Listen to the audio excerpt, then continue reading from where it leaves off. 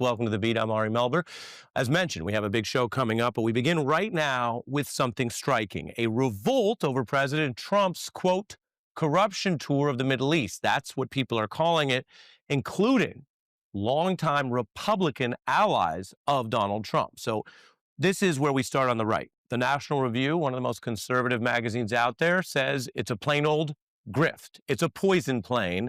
And welcome to the swamp now under new management. That's a taste of what you might call the intellectual side of conservative politics right now. Writers, editors at a place known for supporting the MAGA agenda on many issues, including crackdowns on immigration, saying enough is enough when it comes to this kind of what they call grift. Trump is making his first foreign trip of this second term, but it's being overshadowed by his plane debacle. Indeed, for some, it's hard to watch him dismount from the U.S.-made Air Force One without thinking of his plan to personally pocket a foreign-created Air Force One if that plan continues to get off the ground. This was him landing in Saudi Arabia. Separately, the Trump family organization continues to pursue billions of dollars in real estate and associated deals in that country and region. He's greeted by their leader there, but the outrage is dwarfing the trip because leading into the trip, first with journalistic reporting and then with the president confirming it, so there's no debate, no contested story here, the news has broken that Trump wants to take a $400 million luxury jumbo jet from a foreign country of Qatar. You're seeing some of the inside luxurious accommodations here as it stands. This would be then further updated and retrofitted as an American Air Force One. Qatar is where he's headed tomorrow. Conservatives, independents, and certainly opposition party Democrats all seem to agree on this story of the Trump era, that this is a kind of brazen profiteering. Here's Murdoch's Wall Street Journal, of course, the sister outlet to Fox News. Quote, Trump sends message to the world he's open for business. Over at the New York Times, corruption concerns. The Washington Post reporting on the private business conflicts, I should say. Or if you want a more tabloid flavor, the New York Post, which many people still read, if you're in New York in a tabloid broadsheet or online, Qatar's palace in the sky, not a free gift. And they say Trump shouldn't accept it as one. That is a baseline and obvious point. Everybody knows this in normal life. If somebody wants to buy you a drink or a dinner, sure. If they want to buy you too large a gift out of nowhere and you're not friends, it's suspicious. In business, if the gift is really large and they want things from you, it can be called a kickback. It's unseemly, it's a conflict, and in many regulated businesses in the United States, it can become an ethics concern, a fireable offense, and in some cases, illegal. Now, Republicans are not standing with Trump on this one. Nikki Haley says if it were Biden, we'd be furious, and with your own ears, you can hear Republican senators weighing in. It's a nice gesture, but I think maybe the thing to do is to say, hey, we appreciate it, but there's a lot of other things you could help us out with. That doesn't seem to be right, and I think it's not going to pass the smell test. Well, what I'm concerned is the safety of the president. I mean, Qatar's not, in my opinion, a great ally. Well, they better sweep that plane from front to back. Air Force One is a symbol of America. When it lands or flies, it is America flying and landing, and I want to make sure that this whole thing is kosher. Time will tell. Well, listen, I'm not a fan of Qatar. I think they have a really disturbing pattern of funding theocratic lunatics who want to murder us. I also think the plane poses significant espionage and surveillance problems. So we'll see how this issue plays out. But I certainly have concerns. That's Senator Ted Cruz, who has supported Donald Trump's MAGA agenda for years. He's apologized for Donald Trump. But if you're saying, wow, did he change his mind? Has he learned that there are issues with Donald Trump? This one raising basic competence about national security, as he said, the espionage concern, which again goes back to the alleged corruption concern. Maybe protecting the United States security, intelligence, and interests comes second to just pocketing $400 million. Because remember, the brazen plan would be the plane would be used and then go back to Trump's personal use post-presidency through his library, if this happens, if he gets away with it. But Ted Cruz is actually returning to where he started, which is why when you watch some of these stories in the news and you say, am I bananas? Are they bananas? Is this okay? Well, a lot of these folks, including conservatives, had all the same concerns about Donald Trump. I'm quoting them as a news anchor. They had concerns about what they called Donald Trump's dishonesty or lies or alleged possible corruption issues. And they had all of those concerns before Trump amassed the power he has today over the Republican Party. So it is back in the news tonight to consider what Ted Cruz warned about Donald Trump before he was ever elected. Donald, you're a sniveling coward. It is no surprise that Donald is throwing yet another temper tantrum, or if you like, yet another Trumper tantrum. This man is a pathological liar. The man cannot tell the truth. Top Senate Democrat Chuck Schumer, on the other side of the aisle, says it's naked corruption, demanding testimony from Trump's attorney general and vowing to block and interfere with Justice Department nominees as long as this scandal stays alive and the president remains committed on pocketing this gift. If you're wondering about how the law works, I can tell you just briefly, most officials would be flatly barred from this. So if a cabinet level official was trying to pocket the plane or this much money, or any member of Congress, it'd be dead on arrival. And you can block it in court, etc. As you may recall from the first term, there is a far wider berth for the President of the United States, but no other president has ever tried to push it like this. Today, President Trump said Saudi Arabia will invest $1 trillion in America. The Times reports that economists say the number, which would be equivalent to the size of Saudi Arabia's entire gross domestic product, is not realistic. Now, Trump has also teamed up with a Saudi developer for this 47-story tower in that nation. This could run hundreds of millions of dollars. It is a reminder that even if Donald Trump has some wealth, and even if his family has some wealth, and even if he's profited a lot recently off crypto, there is a kind of ongoing desire to take time and energy through the Trump organization to build and profit off all this stuff that he is doing, like Elon Musk, more than just the public interest job inside the federal government. Trump goes to Qatar next. His family has a $5 billion golf club that they're developing there. The numbers could ebb and flow, but that's the kind of goal. It's a luxury plane level destination for sure. And then Trump heads to UAE, where his family also did a deal for $1 billion tower and hotel for the Trump organization. There's also a planned Trump hotel there in Oman. Trump has an ongoing relationship with the Saudi-backed golf tournament, which again uses government money. That is quite common in that region. But the question is, where does that money head? If, like the jet, we are seeing a veritable map of self-dealing as the U.S. government interests, your safety and security around the world, our soldiers, etc., is somehow mixed or even comes second to all of these business dealings. This is a level of profiteering that is unheard of in the modern presidency. But the luxury plane portion with the photos and the blatant plan not to wait and see or we'll decide later, but to announce that he wants to keep it forever, meaning he wants the $400 million from Qatar. He wants to enjoy it now in the White House, but as long as he and his family go on forward, they would keep that lavish, almost $500 million benefit. That seems to have tipped over the scales. We are seeing this, as I showed you, across party, across politics, and of course out there in late night. But hey, it's a jet from Qatar. You can trust them. They're not suspect like Canada or working to undermine us like all of our other democratic allies in Europe. Of course, with a gift, it's not the money, it's the thought that counts. That thought, let's bribe the president. We have two special guests on a story that has developed very different from some of the other scandals the second term, a bipartisan fury, which now has Trump and his allies wondering whether they, like a tariff, should back off this plan. We'll be right back.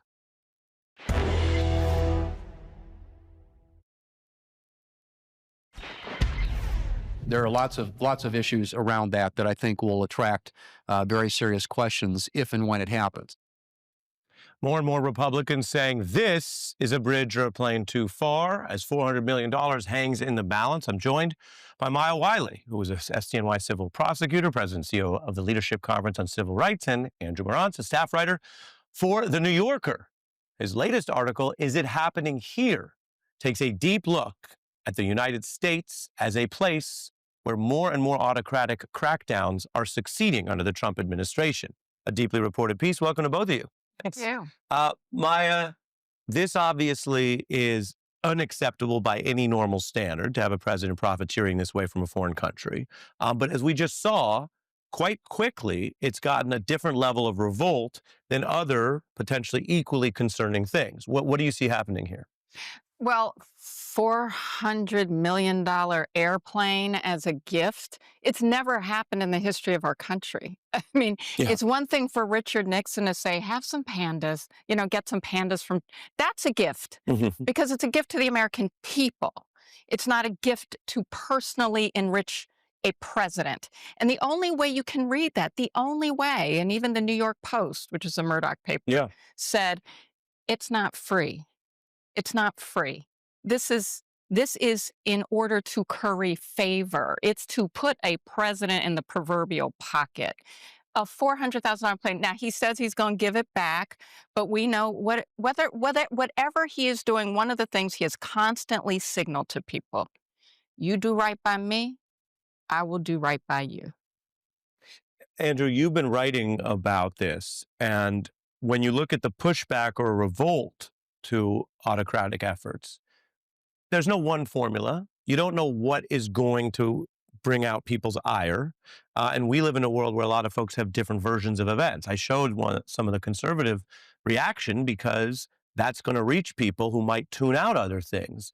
Do you have a theory yet? I know at the New Yorker, you guys get a longer time to think through your pieces, but in this news story, why this one seems to be breaking through? Yeah, give me 6 months and I'll let you know. No, I started this piece by going to Hungary and looking at that in terms of analogies here. And one thing that you heard, the Viktor Orban playbook, in Trump's first term, you would hear people saying, well, we haven't necessarily gone that far yet. It's not that overt yet. Now with stuff like the plane or with things like sort of disappearing people without due process, what I'm hearing from a lot of people in Hungary is, whoa, we would never do that in Hungary. That's way beyond the Hungarian playbook. That's like out of, Duterte or a Bukele playbook. So to your point, there's no one formula. In some ways, we're still way ahead of a place like Hungary or Turkey in terms of the free and independent media, in terms of so far the independence of the judiciary. But in other ways, like flagrant corruption like this or like disappearing certain people on green cards, we've sort of galloped past the playbooks that we've seen. Yeah, and you hear this word in politics sometimes, indefensible. But of course, much can be defended, especially by people who have no baseline of honesty or good faith. Does this, however, feel to you as truly indefensible in the sense that Republicans who have stood by other terrible things, right? Child separation policy or things that we could discuss, not in ideology, but in humanity, but something about the physicality of the actual jet and this isn't Canada, with all due respect to Qatar, and that whole bit of it makes it indefensible for even the party that supports minimizing and pardoning Jan 6. Yeah, and also you never can really know what's going to break through until you see what breaks through in a bipartisan way. I mean, Orban, like many autocrats, has a lot of wealth, but he keeps it hidden. But in this current election, some of that has broken through. The rumors that he has a menagerie of private animals have become a major campaign issue. And also, I think it's important to say that popular sentiment still matters. Politics still matters. Even if you say this is like an authoritarian regime, it doesn't mean that outcries don't matter. They can have an enormous effect, and leaders still have to pay attention to what outrages people, for sure. Yeah, and Maya, national security means different things to different people. We've had huge, almost realigning debates about it. There was a time where Republicans were big on a muscular or invasion policy in the Mideast. Trump, interestingly, went against that and said, actually, we've been out there too much. But the baseline idea that anyone charged with the security of the United States would put us in this kind of debt and this kind of confusion and risk over, you don't know what the spy services are going to do. You don't know what they might weave in to the deepest bowels of the plane that you don't pick up. And so we heard Ted Cruz say, and I have no reason to doubt him, he said it's an espionage concern, to which many people would say, duh. We're talking about Donald Trump. Yeah. Trump won. He was already believing Putin over our own experts. and our own spooks, quite frankly. I mean, he was literally having a quiet meeting with Putin, not letting this is not the national security president. But I think going back to your earlier exchange with Andrew, it's like not only is this a national security issue, of course it's a national security issue. Of course it is. But it's also, this is the president supposed to make America great again. Yeah. Who himself talks about how wealthy he is, but we can't afford a plane for him, so we got to get one from Qatar. By the way, his own attorney general apparently, or at least reportedly, signed the memo approving this, and she was a lobbyist for Qatar. And at the same time, this is the same administration that made it easier to lobby on behalf of foreign governments and not report it. So I'm just saying, why are we surprised? And the other thing I will say is that tipping point is it is impossible to understand why he needs that plane. Why does he need the plane? I don't know. So I'm sorry. To the common person at a time when we're seeing Americans struggling right now because this government has decided you who cannot afford your student loans have to suddenly now choose between your rent and buying food or getting your Social Security and wages garnished, where we're talking about whether or not people are going to get Medicaid so they can see a doctor when they're sick, where we're talking about whether kids are going to get their special eds needs met in schools. Yeah. And all of that was under the quote unquote waste, fraud, and abuse. But a wealthy, wealthy, wealthy man who's got a government that will put him on a plane that he doesn't have to pay for has to take a $400 million airplane from Qatar? Yeah.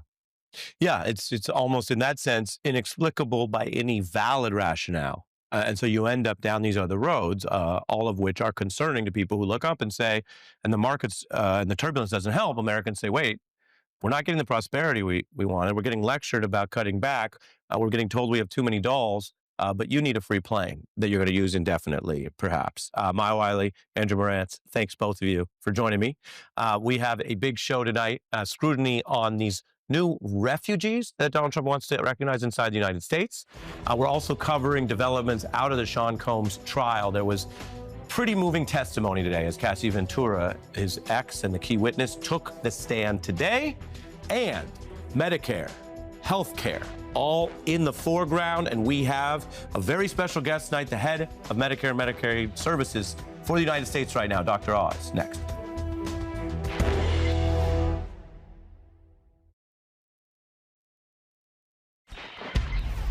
I commit to doing whatever I can, working tirelessly to ensure that CMS provides Americans with access to superb care, especially Americans who are most vulnerable. That was Dr. Mehmet Oz speaking at his confirmation hearing for becoming the administrator of the Centers for Medicare and Medicaid Services. The agency oversees health care for about 38% of Americans through those two big services. Your first time on the beat. Thanks for joining me. Glad to be here, Ari.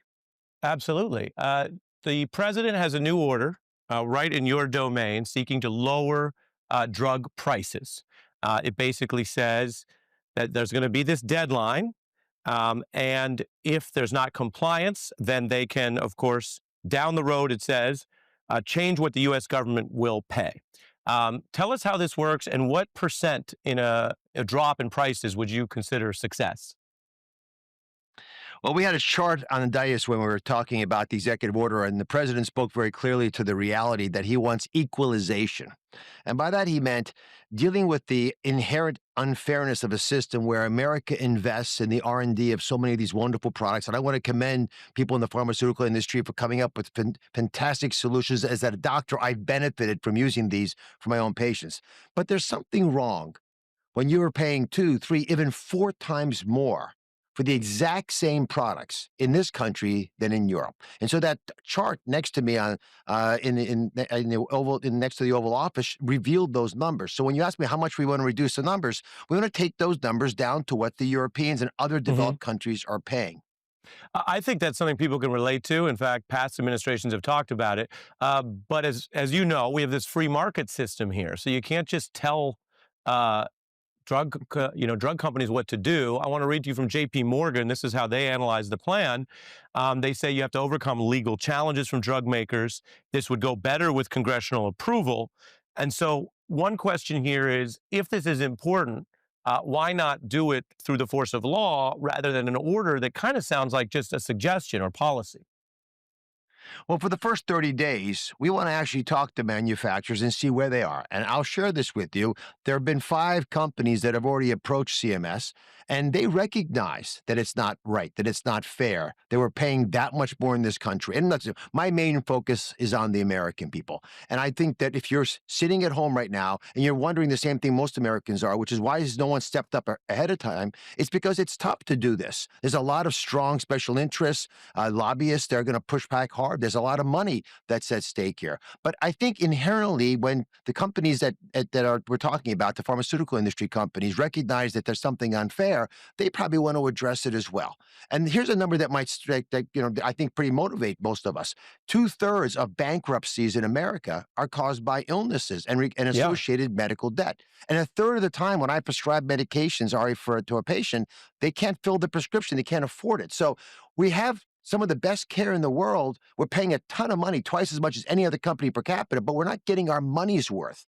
And I think that's the issue we want to address. So let's have the pharma industry for the next 30 days step up and see who wants to be involved. And then we do have lever arms. We have, obviously, the president lobbying both Congress, but also for public opinion. It means a lot to industries if the average American on the street thinks ill of them. We also have the lever arms within my agencies, CMS, to be able to do innovation models where we can begin to play with different parts of the population and see how these most favored nation pricing might affect people's behavior. But our primary goal is to help people who are suffering, who are angry about the fact they can't afford their medications, or they're in bankruptcy or distress of bankruptcy because the healthcare system is so expensive. Can you name any of those companies that you say reached out?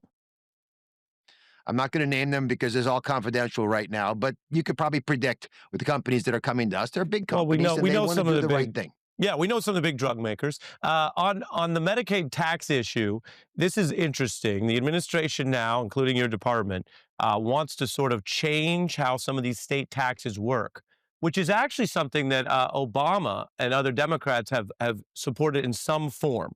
I'll put this up here, targeting this loophole. Basically, the state tax hospitals and return dollars to them as higher payments, which is sort of a way to get money out of the feds. The Times notes that the feds have repeatedly attempted and failed to roll back those kind of taxes. That's under both parties. Obama proposed those limits. Congress declined at the time. So I guess my question is, why do you and President Trump agree with President Obama there? And how would this work? Is this something that could actually happen? Well, President Biden also had similar sentiments about these provider taxes. So we have a rule that just got released that's out for public comment that's going to address some of the managed care organizations in Medicaid very specifically, because that was a loophole that was being used by states. But here's the basic problem. It's money laundering. And it happens because we have a disalignment, a malalignment between what the federal government is trying to do and what state governors is trying to do. And so when we're not on the same team trying to help those of us who are most vulnerable in these states, you start to have little gimmicks played. And these gimmicks are very expensive. Let's go back and forth, because I understand the talking point, money laundering. Of course, 49 states do this, Republican and Democrat. I don't know that you really want to say all these state officials, Republicans, governors are all literally money laundering, but what they're doing is trying to get money out of the feds, right, for state health care. And so you could fix this so it's less gimmicky, but then the question becomes, are those states still going to get health care funding, or do they all then end up holding the bag? No, you want to give states the money they need to take care of the people that are domiciled there, but you want those states to be responsible as well. And right now, there are many instances where states for Medicaid, again, Medicaid is money that's given to the most vulnerable, people who are living at below the poverty level. But the insurance monies that are paid for the care of those people is higher than Medicare, which is the system that's out there for elderly Americans. Folks have been paying into the system. It was never designed to be that way. And we actually have rules that have been put out there saying you cannot pay more for Medicaid patients than commercial insurance. How is that even possible? So we have a problem between the able-bodied people on Medicaid and the folks that it was originally designed for. Even that discrepancy is causing issues. And yes, you're absolutely right, Ari. A governor is going to wisely look for opportunities to shift the money to get as much as they can into their coffers. Yeah, they're trying to get something. Yeah. But we want to actually pay for exactly what's needed, try to do it in a way that's very transparent. Because if you have darkness and opacity in a process, Ari, I guarantee you the money is not all going where it's supposed to go. I'm sure there are hospitals getting money they don't deserve, and other institutions are suffering, like some of these federally qualified health clinics who aren't getting enough money to do primary care in areas of the states that are being left behind. Yeah, so that's sort of a reform issue. Then you have this new Republican budget, which affects everything you're overseeing. And the headlines here are major cuts. Like, we're going to put this up on the screen here to give people sort of what the billions level is. But you're talking about the $600 billion over a decade-long plan. And most importantly, CBO scored this actually just today. 7 million people could be basically forced off insurance. And take a look at, say, a MAGA Republican like Josh Hawley. He is looking at this right now and saying that slashing health insurance for the working poor is, he says, morally wrong and politically suicidal. He says the Trump coalition, which of course you're a part of, he just appointed you, was not pulling the lever for Medicaid cuts. Is this plan fair? Or is it immoral, as Hawley says? Does it go too far? Does it risk you overseeing a system that if the Republicans get their way, you're going to be pushing a lot of people off health insurance right now? All right, let's get the fundamentals straight on this. In every scenario that I have seen, we are increasing payments on Medicaid. We're just not increasing it as much as it could be increased under other scenarios.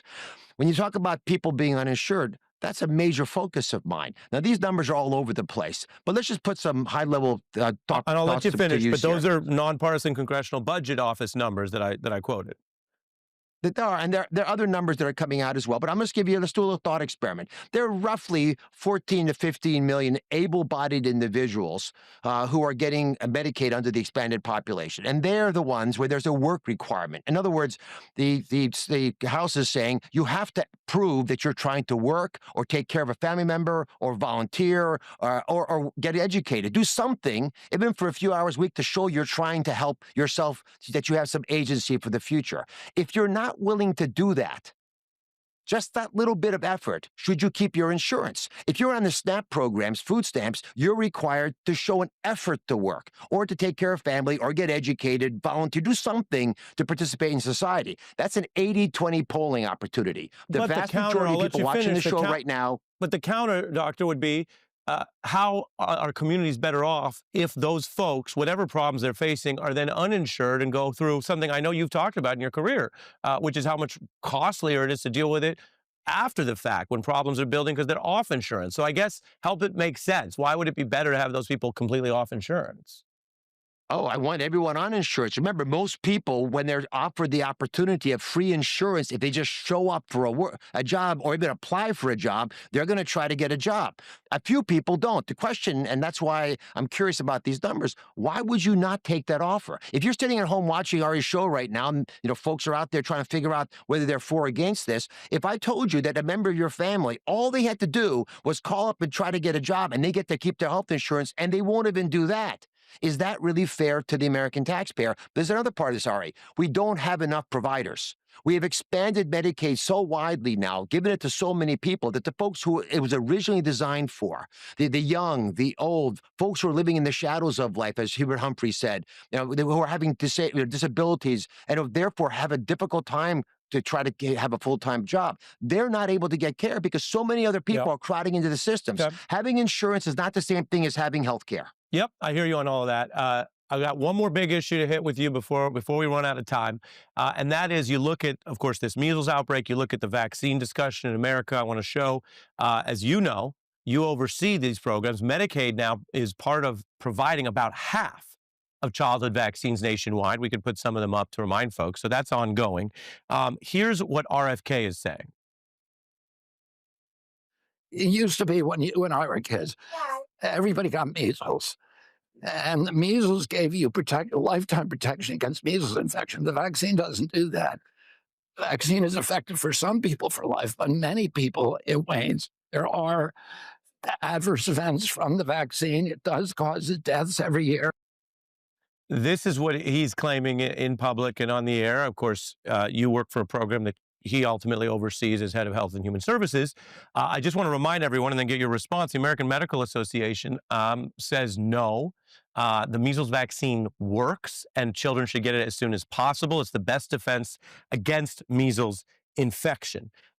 Is what RFK is saying in public interfering with what you and Medicaid are doing in providing that vaccine? And what would you say families should do?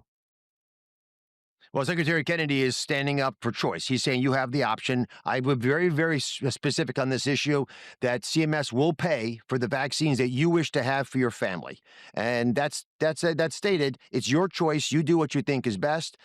Most families do vaccinate their kids. Do your homework, not just on vaccines, but all the other things having to do with the well-being of your family. And you think that's a good idea? I think it's a good idea, but it's up to every family, depending on what other issues are happening in their lives. And this is what Secretary Kennedy has been exceedingly clear on. And he's wrote op-eds on this. He's done multiple media interviews to that same effect. He has his concerns about vaccines, but he wants you to have your choice. And my job is to make sure that when possible, we pay to make sure you have those options. Dr. Oz, we got through a lot of policy, I will say that. It's your first time on the beat. I hope you come back, Administrator for Medicare and Medicaid, with a lot on your plate. Thank you, sir. God bless. Appreciate it. We have a lot more in the program, including reports out of the Sean Diddy Combs trial today. But next, we look at Malcolm X's lessons for resistance today.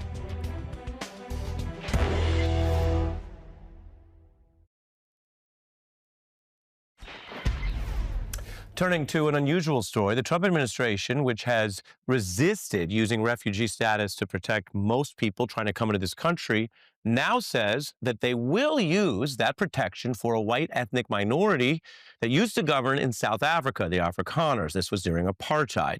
And this has begun this week.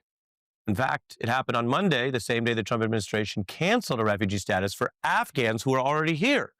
And there is, of course, a complex history with our role in why there are so many Afghan refugees.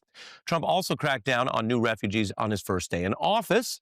But this order comes with the U.S. prioritizing what they're calling the resettling of those white South Africans because they are, quote, victims of unjust racial discrimination. The Times reporting on the administration's view of that, while South Africa's president says that's totally false. A top Trump official explained that these Afrikaners were also able to be an exception to this usual crackdown on refugee admittance because these individuals, and I'm quoting, could be, quote, assimilated easily. We are joined right now by Mark Whitaker, a veteran journalist, author with a new book, The Afterlife of Malcolm X, an Outcast, turned Icon's enduring impact on America. And we will get into that. But first, this is really something this week, your response. Well, you know, there are all these provisions that we've had historically to protect minorities, right, that are now being turned against them and then used allegedly to protect the new persecuted class, which turns out are white males, not only in America, but it turns out in South Africa as well. Does it say something about how the language and the hopes of racial justice movements have permeated so widely that groups like the Afrikaner, or as you said, white males, would rather say they need their own History Month or they need to face their own protection rather than admitting that they're part of some oppressor group? Yeah. Well, everybody is now competing to be the victim, right? And, you know, I'm not even sure that a lot of white South Africans were asking for this. I think this is actually more sort of another dog whistle about what's going on in this country. And you know, Trump's idea that somehow, you know, the people who are really being discriminated against in America are white male Christians. Yeah. And riding that backlash, we saw a backlash to the Obama Diversity Coalition. We saw a Reagan backlash to the Warren Court and the civil rights efforts, which brings us to your book and Malcolm X. You explore his impact on politics, on how to resist, on culture, civil rights, including the legacy, even after his tragic assassination. I want to play a little bit of Malcolm X speaking in 1962. Let us remember that we are not brutalized because we're Baptists. We're not brutalized because we're Methodists. We're not brutalized because we're Muslims. We're not brutalized because we're Catholics. We're brutalized because we are black people in America. You write about the supposed reputation about condoning violence and then being invoked at the Democratic Convention. In the summer of 2024, delegates from Malcolm's home state of Nebraska wore T-shirts emblazoned with his image and proclaimed him one of their native icons. One of the tragedies with all such figures is that violence prevented them from living out their lives, and we don't know how they would have grown or what else would happen. But what are you learning and teaching us in this book? Well, the interesting thing about Malcolm X is that when he was assassinated in 1965, he was still seen by most Americans, including a lot of black Americans, as a sort of a scary fringe figure, right? Now, he's put alongside Martin Luther King Jr. as one of the great figures of modern, not just black history, but American history, right? So why did that happen? Well, I tell the story of his afterlife, the 60 years, and how he's become even more of an icon and a symbol. And I think there are a few reasons for that. One is he had a very hard-headed analysis of conditions in America that I think, unfortunately, has turned out generation after generation to be more borne out than perhaps the more hopeful dream of Dr. King, right? Second, Malcolm, as someone who came up from the streets, had been a street hustler, been in prison, converted to the Nation of Islam and so forth, I think could relate to people of all classes in the South and the North and so forth in a way that King and some of the other civil rights leaders couldn't. But what you saw in that clip, I think most of all, is he had these unbelievable superpowers of communication. Yeah. He could just get cut right to the heart of things and phrases that people remember to this day by any means necessary. Democracy is hypocrisy. History is not hatred. And briefly, violence is wrong. Yes. Murder is wrong. I can say that as an attorney and a human being. Right. But the way Malcolm X said people had a right to weapons to defend themselves, to prevent violence, right, is what many white Americans have said in the Second Amendment movement throughout. Yeah, completely. And really that's what he emphasized, by any means necessary, which the press at the time suggested was, sort of suggesting armed revolution or something. It was really about self-defense. And when you think about what black folks were up against then, in the South against the Ku Klux Klan, and to this day, in many communities dealing with the police and so forth, it's still a message that resonates. Yeah, and we have a gun violence problem in this country. Yeah. But for marginalized communities and people under threat of both their peers and the government, we know a weapon can also be an equalizer and a preventive measure. Right. And so, again, that complex history goes with the double standards of race as well. We wanted to get you in even on a busy news day. The book is The Afterlife of Malcolm X. I'll tell everyone, wherever you get your books, you can get that new Mark Whitaker book. It's an important one. Thanks for joining us. Up next, we do have the breakdown on that key witness taking the stand in the Sean Diddy Combs trial.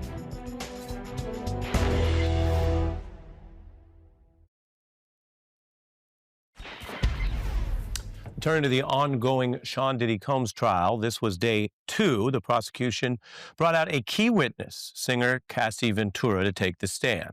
She approached the bench, now over 8 months pregnant, and gave emotional testimony. This went for about 6 hours, the kind of testimony that could certainly move a jury. She described that she did have a decade-long relationship with Combs, that it began when she was 21 years old, and that it evolved into something very violent. She details Combs' parties, which have been referred to as, quote, freak-offs, and described what are now allegations. He is legally presumed innocent, but she gave her testimony about what are serious allegations.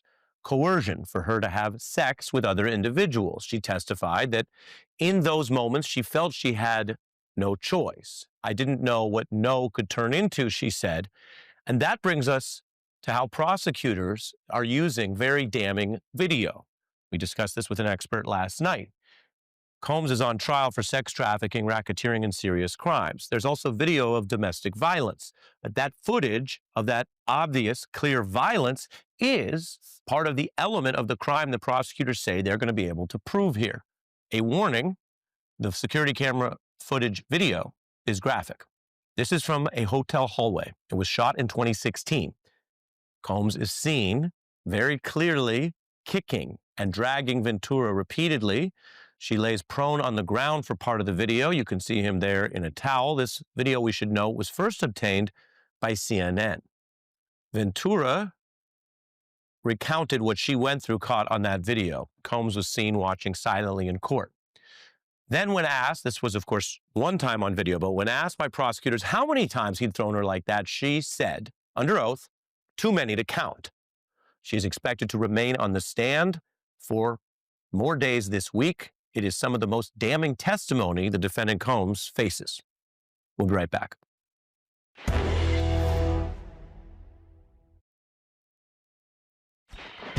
There is a lot of political tension. Our final thought tonight comes from rapper Bun B, who spoke to me on a panel about holding your peace even during chaos.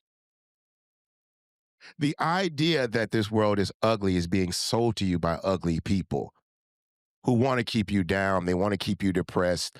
They want to keep you unengaged. They do not want you to be energized. Nothing could be more beautiful than Los Angeles, the place where I'm at. Excuse me. You cut on the right song right up to PCH. That's almost a perfect day. But what happens in the midst of that? You're not online. In order to get in the car and drive and enjoy the world, in order to look up at the sky, you can't look down at a phone. Right. And the more you look in that phone, the more you're informed by other people's worldview. We are okay.